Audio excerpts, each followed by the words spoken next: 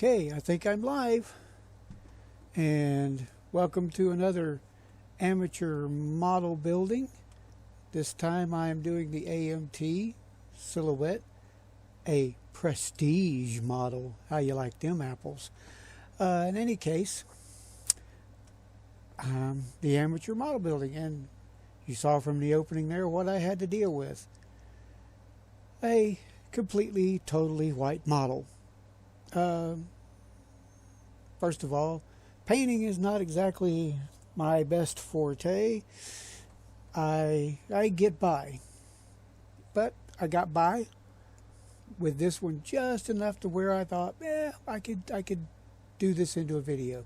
There you see the finished painting parts. Of course, I'm not going to show you me painting the parts because I have to do that outside, and that's just a whole nother level of stuff.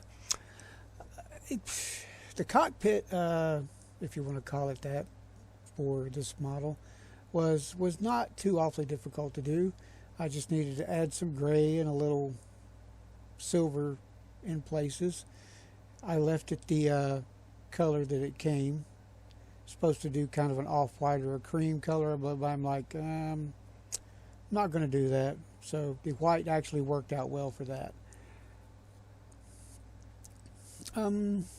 If there are people out there who are the professional modelers that know how to deal with a kit like this very well, because I think they know what I'm talking about when I say AMT is not the highest quality model kit. That being said, buy one for yourself and find out. I'm not, it's not a personal grudge against them. It's just that even as a kid, when I first bought this model, it's like, I think I was 10 or 12 years old, somewhere in that range. It didn't come with a trailer either, by the way, back then. So all I had was the car, and let me just say, when I built the car, it was a totally white car when I finished. I was not into the painting part of it at all. I was just into the buying the model, it looked cool, putting it together thing. So when I bought this one years ago, I had eventually planned that when I do this, I want to do it as best to my abilities that I could get done. And yes, before you go off on me with nobody leaves comments on these videos. Not exactly sure why, but that's okay. I do test fit parts. I test fit parts like crazy to make sure everything is going to line up. Now that I've said that and that is out of the way, let me explain something with the Silhouette.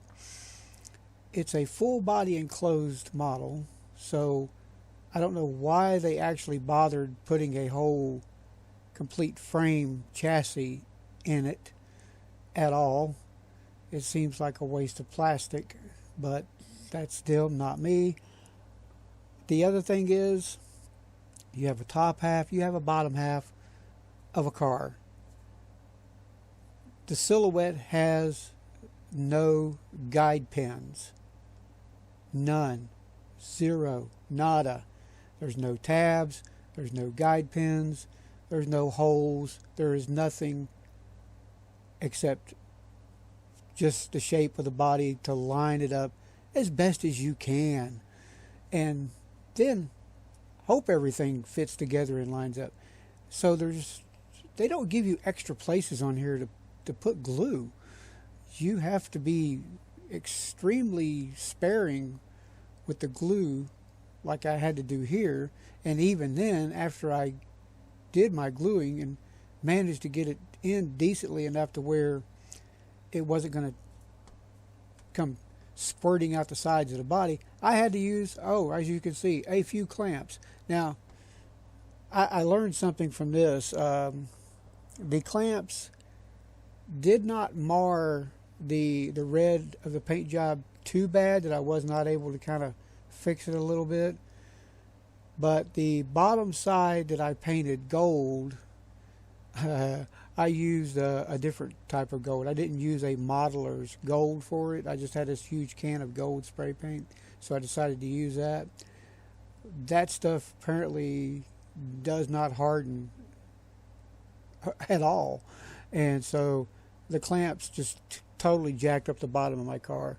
I kind of went in and did kind of a half crappy job of repairing it, but you know, it's the bottom of the car. It's not going to be seen that much in my case at the bottom of the car. Sorry, I bumped my mic. Now, here's the other thing I loved. Anybody that's built an AMT model, not only is their quality control suspect, their instructions are incredibly suspect as far as being exceptionally vague on how some stuff goes together. You really do have to test fit parts and guess a lot at how these pieces fit together.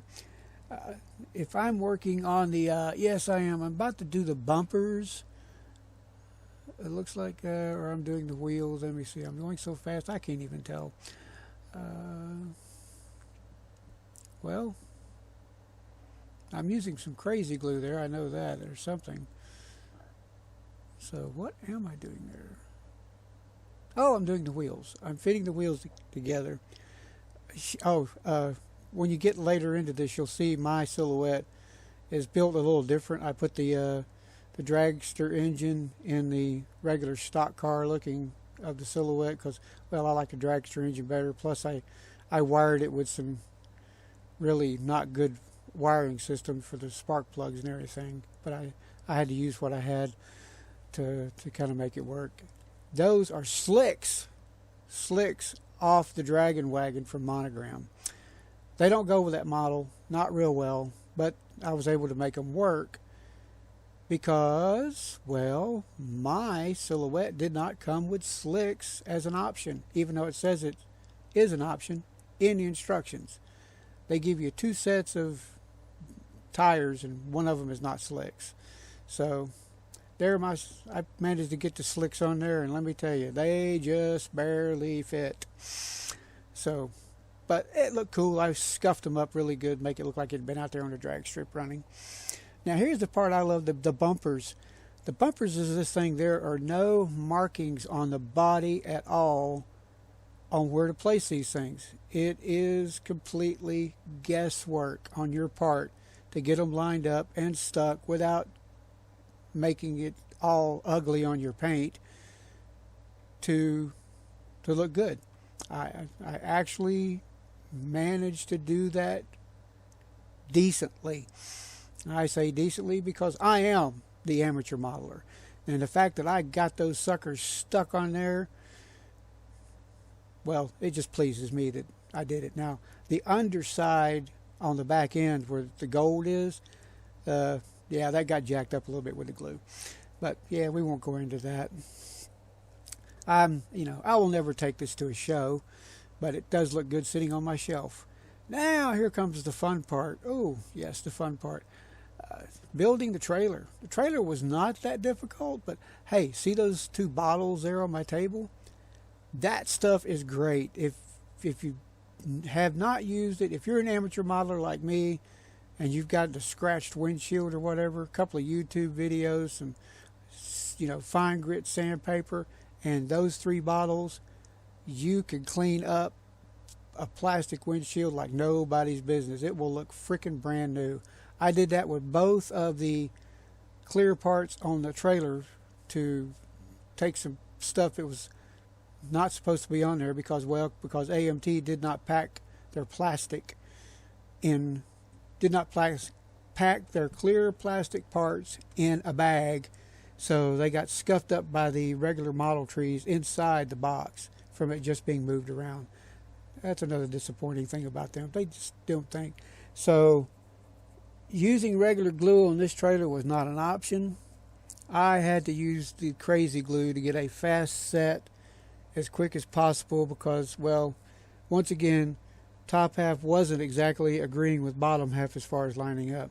Oh, here's the other fun thing. Those tires, they didn't fit.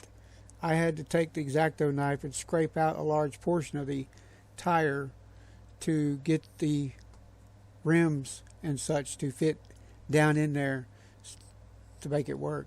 No, it wouldn't work with the other tires because the other tires were hollow, and that particular hub and back set piece is not made for those tires at all. And there's the finished trailer. Yay! I got to get it. Notice the headrest right there at the corner of the trailer. I built that, painted it and everything. It does not fit with the silhouette. There's no way that headrest will work in the car efficiently. So it took me forever to get the hatch lined up to where it would open and close because of their expert designing. Here's my nice little round table video of car and trailer together. Yes, I like the way they turned out. A whole whopping 45 seconds of me turning this turntable so you can see the whole deal. But there it is. Now, I don't know why, but that clear bubble on the trailer is actually clearer in person than it does on video for some reason. But I could have probably done a better job, but I did what I did. I got most of the scratches off. And here's the other thing. When you get to the end, when you get into the photo gallery, you'll see my car sitting going into the trailer. That's as far as it'll go. It will not go past the slicks. There's my engine. I got a couple of good 3 or 4 shots of that. The wiring didn't turn out too horribly. I know a lot of modelers out there going like, "Oh, that looks sucky." Well, you're probably right, but it works for me. There's the chassis. That's the only time you'll see that chassis in these photos, because once you put the body halves together, you never see it again. And photos of the car all around. My muffler slipped on one side, and I did not feel like tearing it off and realigning it. So there, that's it. But the bumpers turned out nice as long as you don't look underside. And there's the hood. The hood does open and close. The hatch open and close. I had to do some adjustments on the hatch too to make that work for me. Okay, well, that's all I got. And if you managed to watch all of this crazy video of my silhouette car, thank you very much for tuning in, and I will pick out something cool for the next time. So we're running down here all my photos, because once it goes into the case, it does not come back out come hell or high water, or the house is on fire. Hey, thanks for watching the video, and everybody out there, stay safe. Have a great day.